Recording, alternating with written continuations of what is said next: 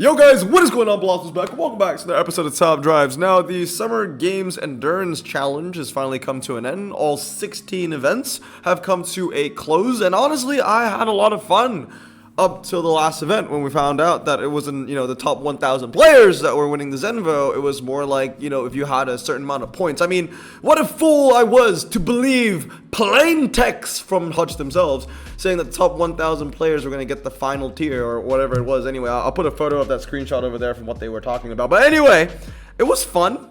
Honestly, I really enjoyed the first 15 events. The last one, which was like a kill blow, was like, oh, okay, so my points don't mean anything anymore, because I already knew that I was going to get the Zenvo when I was done with like 14 of the 16 races or events anyway. But anyway, I genuinely had a lot of fun. It was really competitive. I even upgraded epics and legends for, what essentially are, ceramic pack events.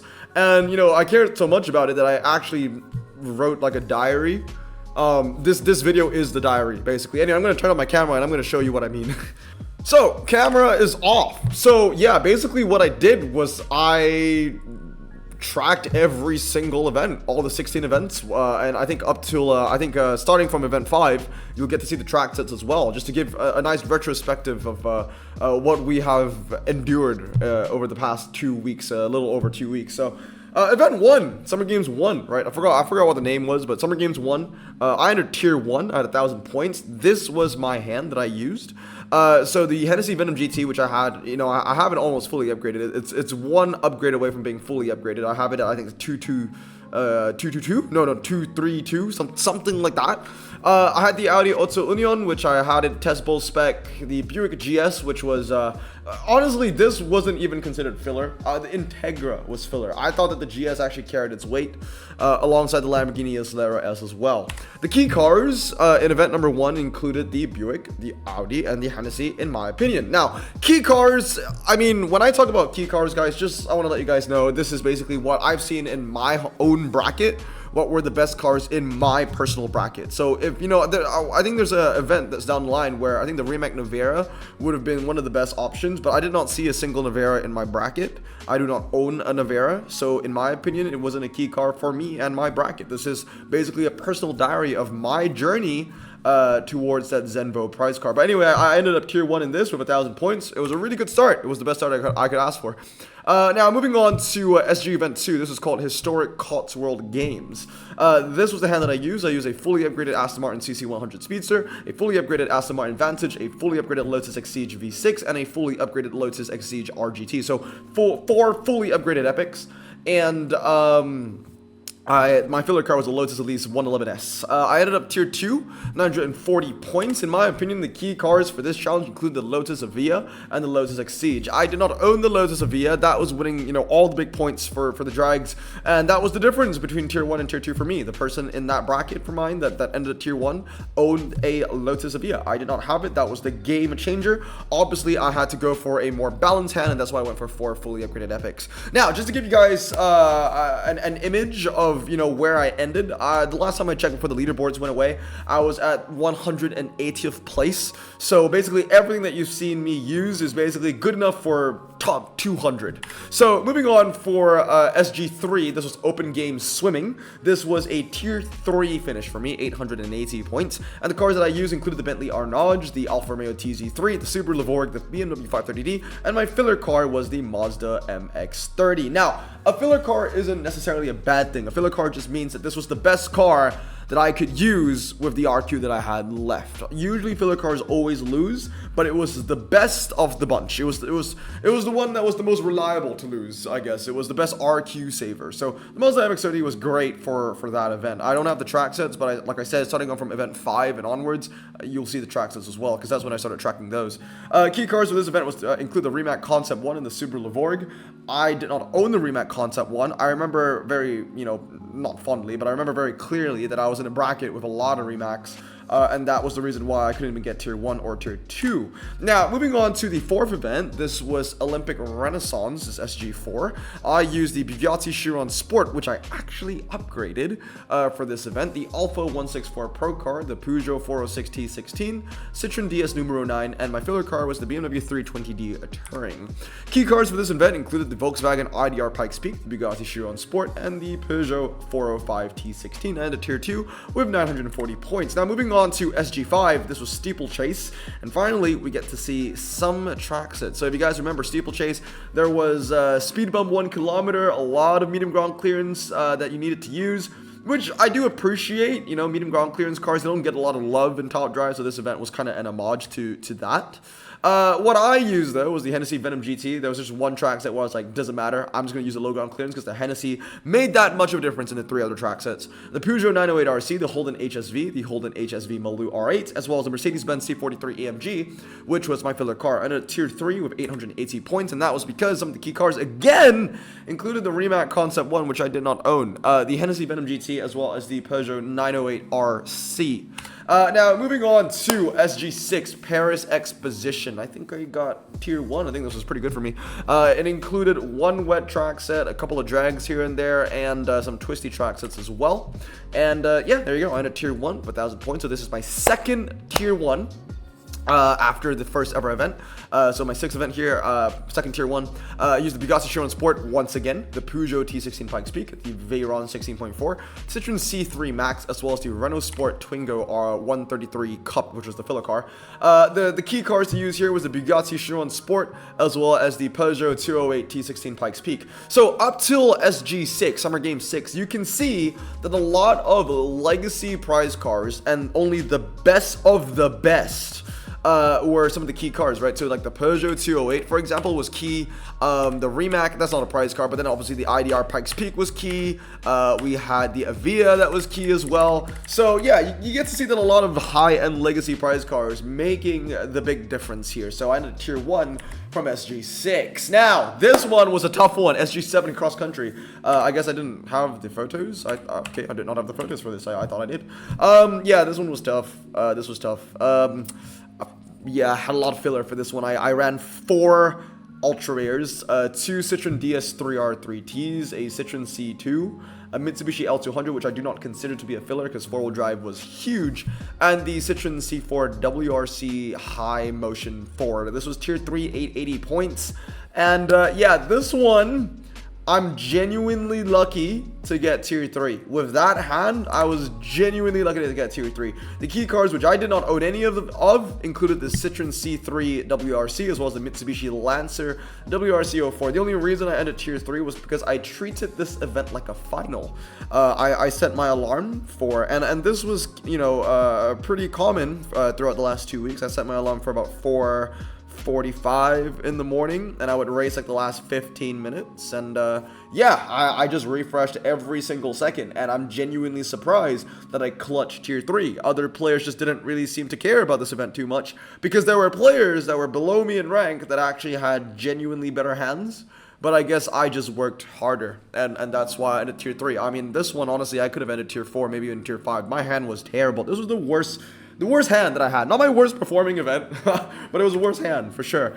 Next up, SG8, competitive weightlifting. This one included a couple New York drags, Ocean City streets. I forget what my tier was. Tier 1! Ah, yes, this was the muscle car event. That's right. So, tier 1. My 3rd tier 1 of the Summer Games Endurance Challenge so far included the Dodge Challenger SRT Superstock, Camaro, or I shouldn't call it Camaro, it's just Wyatt, the Dodge Charger SRT Hellcat Red Eye Wide Body, the Holden HSV, and the Chevrolet Camaro SSX. So that, yeah, this was a really, really fun one. All of those cars were fully upgraded for me. Key cars included the Superstock, the ZL11LE, and the Holden HSV, 2 of which are prize cars, right? The ZL1 as well as the HSV. The Capo Camaro just wasn't that useful in the end, was it? I thought it was going to be really useful, but it just isn't, because there were a couple track sets where the Capo Camaro was not the best option for. Well, actually, just the second track set, right? The New York Train Slalom, Cathedral, Twisty Circuit, G-Force, and G-Force. Also, it was also strangely expensive to use. Like, you can tell that I didn't even use a demon. I had no legendaries. I went for a more all-round epic hand, and it worked out. I was really happy with that. Moving on to SG9, Team Spirit. I think this was the one which nobody had a lot of fun in, I think. If I remember, it was a tier 4, right? It was tier 4? Yeah, tier 4, 8, 8, 10. Yeah, this was a tough one for me too. I would say this and the dirt one were some of the weakest. It was definitely the weakest performing one. So I used a fully upgraded Ford Fusion Sport, Cadillac CT5, Volvo S80, Alpha 156, and the Ford FPV GT Cobra, which was my filler car. Oh yeah, I had no filler cars with the muscle car event. They all kind of carried their weight. Useful cars for this included the Fusion Sport, which I did have, but I did not own the Cadillac CTSV, nor did I own the Mitsubishi Lancer Evolution 4. So yeah, this was a tough one. Tier 4 finished. That was a low one as well. That actually brought me all the way down to like 250th position after getting a tier 4 in that. So that was pretty tough. I think that was the lowest I ever got. Never saw that 300 place or below. SG10's up next. Summer in Rio. I think this one was pretty okay to me. I can't remember what this was again. Tier 2, yes, 940 points. Use the Innocent Venom GT Spider, the Donkeyfort D8 GTO, the Ram Rebel, the Logitech Siege, and the BMW M4 GTS. This was the 2016 event. That's right, it's 2016 event. So, key cars include the Audi R18, which I did not own. That's another legacy prize car, right? The Logitech Siege RGT and the Porsche Macan Turbo. So yeah, considering that I did not own the Macan or the Audi R18, honestly, I'm kind of surprised that I ended in tier 2. But then again, not a lot of people in my bracket actually had the Audi R18, so that was pretty lucky in my end. Got a pretty good bracket in that. SG11 dressage still exists. I think this track set was a little bit of a doozy as well. It was there was one off-road condition, but it was either dirt or gravel. There was like a speed bump 1 kilometer. There were drives that you needed to use and a couple of wet, but the thing with the wet thing was that 3 of them were super wet, like super twisty wet, like the karting, G-Force, and twisty road. But that one track set with the fast circuit wet, if you had a twisty orientated center tire car, it would actually do pretty badly on that one track set. I had a tier 2 though, 940 points, and this is the hand that I had. It was a Porsche 911 RSR, Ultima Can-Am, the BMW 530, the Bentley Arnage, which was really key because of that speed bump 1 kilometer, and the Land Rover Discovery Sport, which was my filler car. Key cars included the McLaren 600 LT, which was the greatest car for like the 0 to 100s and stuff like that. I didn't have that. The Bentley Arnage was honestly a fantastic RQ saver, and I was using my Bentley Arnage to lose against the McLaren. It didn't lose by that much in a 0 to 100, and my Porsche RSR would win in the twisty scenarios. The Radical SR8 was also really key, but I did not own that. But luckily, my 94 RQ 911 RSR is upgraded, so I got that max handling, right? So that ended up being very, very useful in the end for me. So I ended tier 2. Now moving on to SG12, straight shooters. I like the once again, I like the was it the reference to that Turkish guy, right? I didn't do very well though, tier 4, 810 points. It was one of those, yeah, it's just yet another stupid event where, you know, Hutch is like, oh yeah, let's add Skoda into the requirements, only to find out that Skoda is completely useless. I mean, we've seen this so many times. There was an event with like Skoda and Jag, and everyone was just using Jag. Now it's Skoda and Hyundai, and everyone's just using Hyundai. My entire bracket, the top 10, were just all Hyundai anyway, and I use the Hyundais as well. I use the Porsche Corto, 1 star.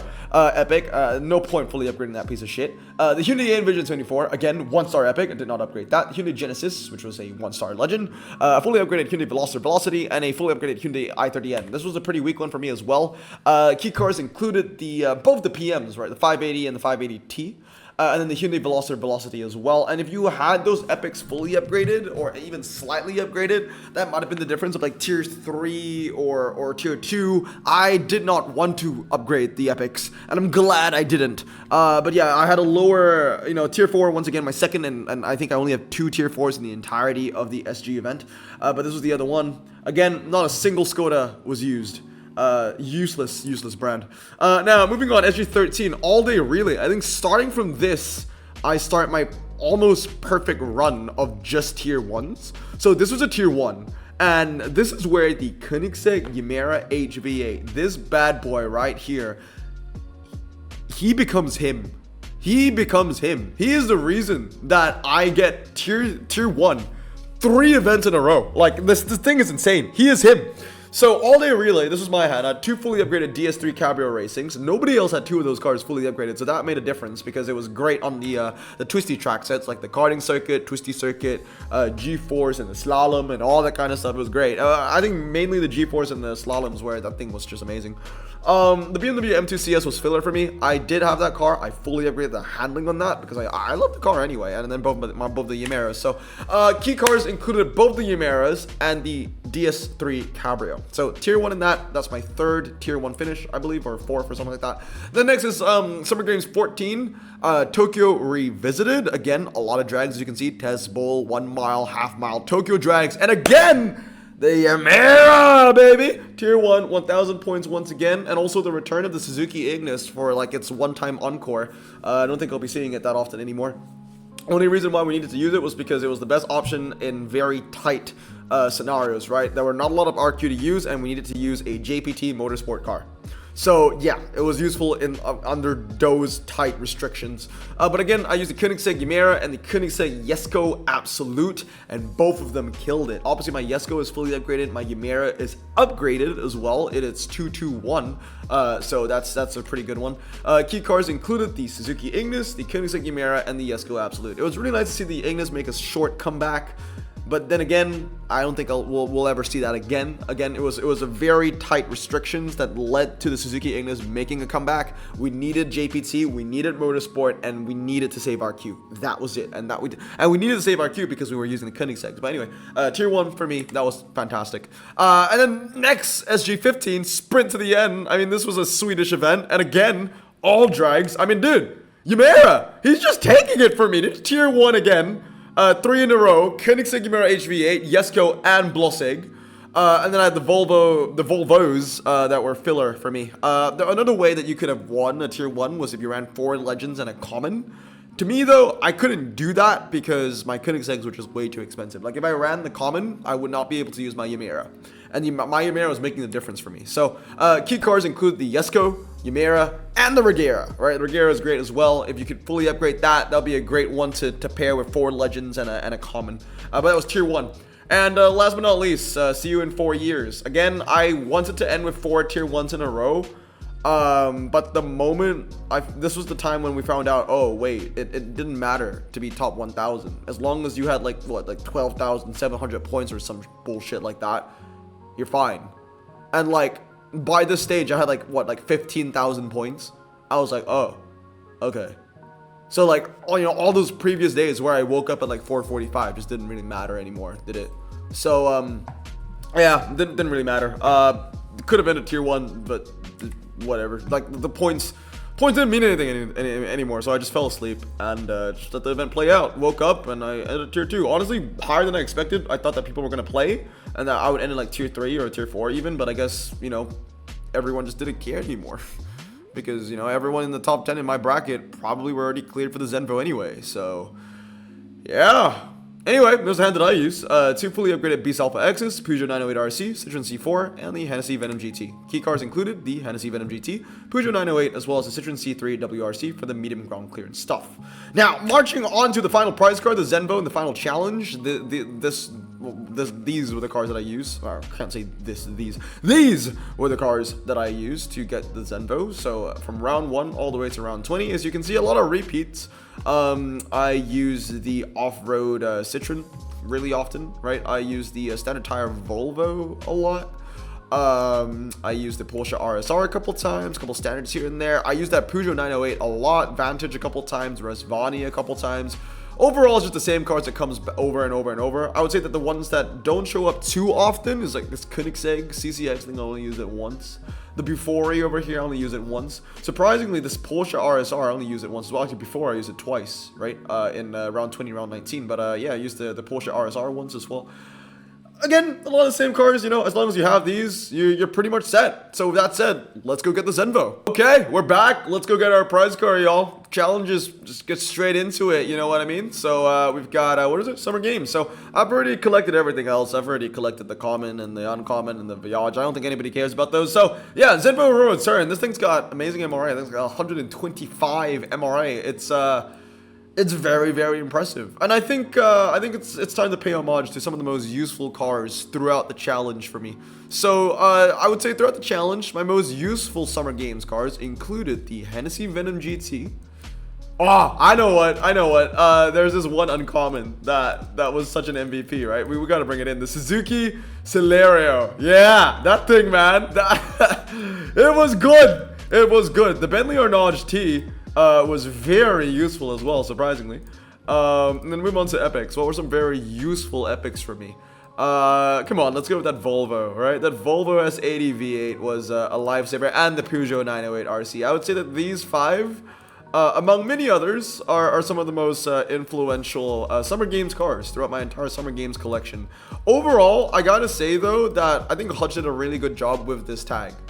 A lot of the cars felt very useful. I think I got a lot of use out of these cars, and it genuinely felt worth it opening a Summer Games pack. Like if I got myself into a situation where I needed to open a Summer Games Elite pack, I feel like I would have got my money's worth. So yeah, I think they did a really good job with that. We really drilled into Summer Games, more into this challenge than any other challenge before. And I think they did a really good job. I think every Summer Game car pulled its weight, or at least a lot of the Summer Games cars that I had pulled their weight in some way, shape, or form. I really enjoyed it when those events actually meant something, when the points actually meant something, right? Like I said, I upgraded many epics just to do well in those ceramic events. Okay, not many, but I think like 3, right? So the Auto Union, which I have at 2-star, the M2 Competition, which I fully upgraded the handling. I finally upgraded my Ford Fusion Sport. So, and I think it was like the Lassetti, which I was thinking about using, not the Lassetti, I forget what it was called, the Chevrolet, but I was thinking about using it, didn't use it in the end, but I'll probably use it in Marilyn's collection. Yeah, the Cruise, right? So I started upgrading it, but I just didn't need it in the end. But I might need it for Marilyn's collection, so who knows. But anyway, guys, that's gonna be it for today. That's the road to the Zenvo. Another prize car collected. There you go, top 8. Anyway, hope you guys have a great day. Remember to stay safe, wash your hands, and blossom out. Peace.